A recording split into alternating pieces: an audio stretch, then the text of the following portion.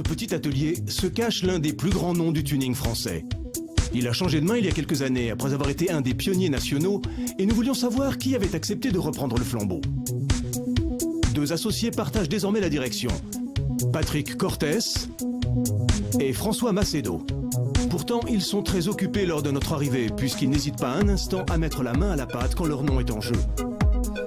Donc on a repris la société Proformance il y a de cela 3 ans, 2004. Donc on a continué le nom dans le tuning. C'est une société saine qu'on a repris vraiment avec confiance et on est très content d'avoir cette société à l'heure actuelle, quoi. Ce sont des voitures comme cette 406 qui passent les portes de ce garage. Cette dernière cache un vrai cauchemar sous sa sobriété apparente. Un point sur lequel François n'avait pas compté lorsqu'il a accepté le projet.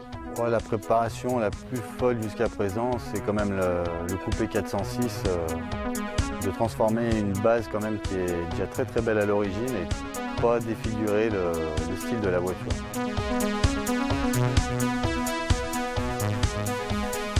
Si l'on prend en compte le fait que cette voiture fait partie d'une série limitée à 1000 exemplaires pour fêter les 70 ans de Pininfarina, la tâche est encore plus difficile. Cette 406 coupé se distingue des modèles normaux par sa finition intérieure et sa couleur d'édition limitée. Le client a posé des conditions très claires. Il voulait garder la couleur et l'ornement original, tout en la rendant encore plus exclusive. On a choisi un kit carrosserie presque discret qui ne dénature pas les lignes fluides du coupé. À l'avant, on a remplacé le pare-choc original par un modèle de chez Proformance. Le capot a reçu beaucoup d'attention pour affiner la ligne de l'auto. On l'a étiré pour qu'il recouvre les phares, donnant ainsi l'impression qu'il se renfrogne. On appelle ça un capot bad boy. On a aussi modifié la partie supérieure des ailes pour suivre la ligne de ce dernier. Sur les côtés, la peinture est saisissante, mais elle n'est pas la seule. On a retiré les moulures et ajouté ensuite des jupes latérales en fibre de verre, encore une création de Proformance.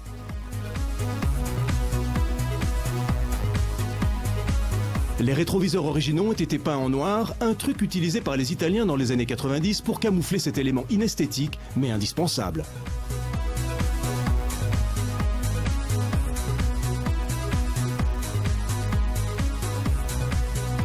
Jetons un œil à l'arrière pour finir ce tour.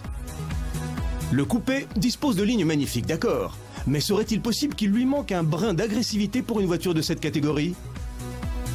C'est probablement à l'arrière que l'on peut pleinement apprécier la qualité et le niveau du travail effectué. On a retiré les feux arrière et recouvert les trous pour pouvoir distinguer les LED LA qui ont pris leur place. Le coffre a été lissé pour homogénéiser les lignes. L'inspiration super sportive de la voiture est indéniable au vu du diffuseur peint en noir et du nouvel échappement Devil par duplex. Un aileron de toit peint en noir comme les rétros et la voiture est prête à manger l'asphalte.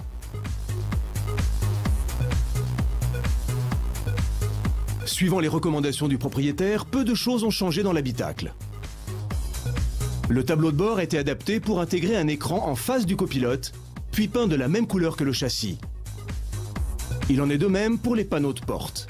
Le cuir d'origine, lui, est resté car il est difficile de changer quelque chose d'aussi spécial.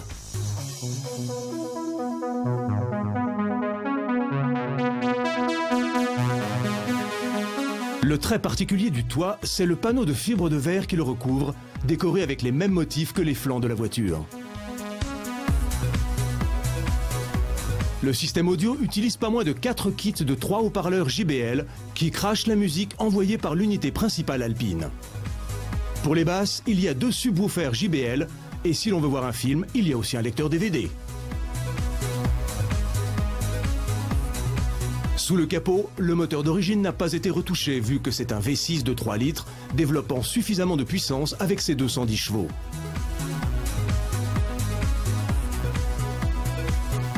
Le châssis non plus n'a pas eu besoin de grand-chose, excepté les ressorts Cobra, qui ont rabaissé le tout de 30 mm.